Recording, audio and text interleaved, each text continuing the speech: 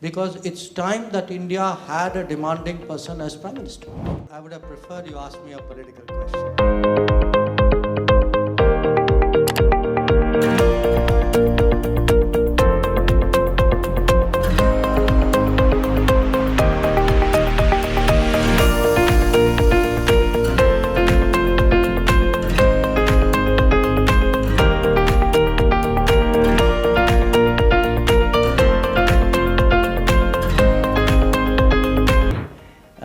Everyone knows who's seen your videos in YouTube, you stand behind your, very boldly behind your policies, and when you come on stage and talk, you mean business. So I'm interested if you could talk a little bit about your journey, you know, as a bureaucrat, starting with IFS, being in different countries, being the top-notch bureaucrat as Foreign Secretary, and as far as I remember, correct me if I'm wrong, for the first time in the history of India, becoming a politician as a foreign minister. So how did you manage that? How did your perception change over time, and how do you deal with this pressure and credibility to be compared to a lot of former prime ministers who were themselves foreign ministers, and also having a boss who's very, who's very famous. Find the right word. A prime minister, having a boss like Prime Minister Modi, who's very famous and very demanding. So how do you deal with that? And I would appreciate if you would give me a candid answer and not a very diplomatic one. Thank you. Well, you know, to be very honest, I would have preferred you ask me a political question. Because it's not, it's not just awkward. It's sometimes you get into something and you've not reflected too much on it yourself. For me, it's no secret that being appointed a minister came as a bit of a surprise. It was not something which I had even imagined at that time. I'm talking of 2019. I had done 40 plus years as a diplomat, then gone into the private sector. And my expectation was, okay, that's where I'm going to sort of finish up, if you would. Then this change of plan happened, not on my part, but I must say, obviously, when you shift so drastically, it is quite unsettling, because it's a different world. It's a different world with different rules and different processes and different, I would say, a culture in a way. So you try to see how everything around you is working, and whether you can internalize that and make yourself part of that world.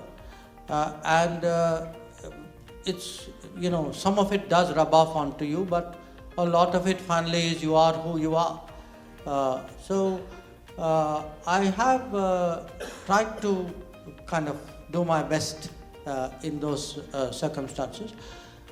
What I felt has worked for me, partly people do not, people expect me to be myself.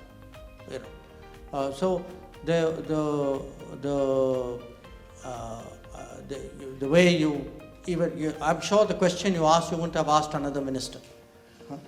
So, you are asking me this because you think I'm going to answer you in that particular fashion. So, part of it is today the expectation is different, the awareness is different. I see a lot of interest in India. You'd be surprised how much interest there is in foreign policy about the world. I go to small, I won't even say cities, towns sometimes. Sometimes even I would say big rural areas. There's a lot of interest.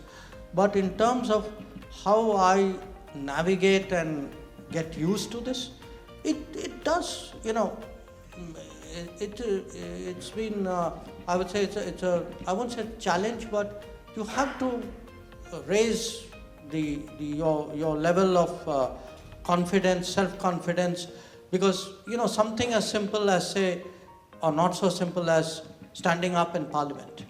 Now for years, I have advised ministers from what we call the official gallery, saying, this is how you do this. Which is what Jaideep would do if today he was in the ministry. But it's another thing to stand there and do it yourself.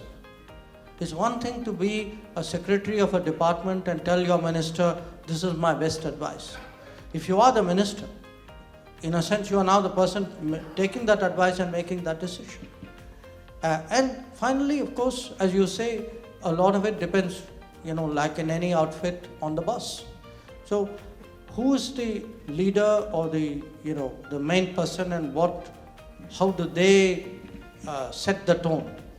I'm so glad you chose that understated word, demanding. Yes, I think the Prime Minister is demanding. I think is rightly demanding, because it's time that India had a demanding person as Prime Minister.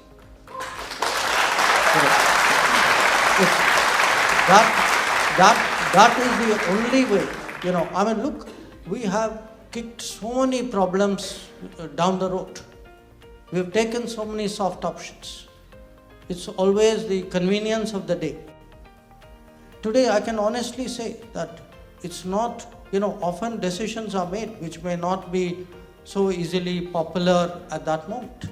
But they are very sound governance decisions, including during COVID.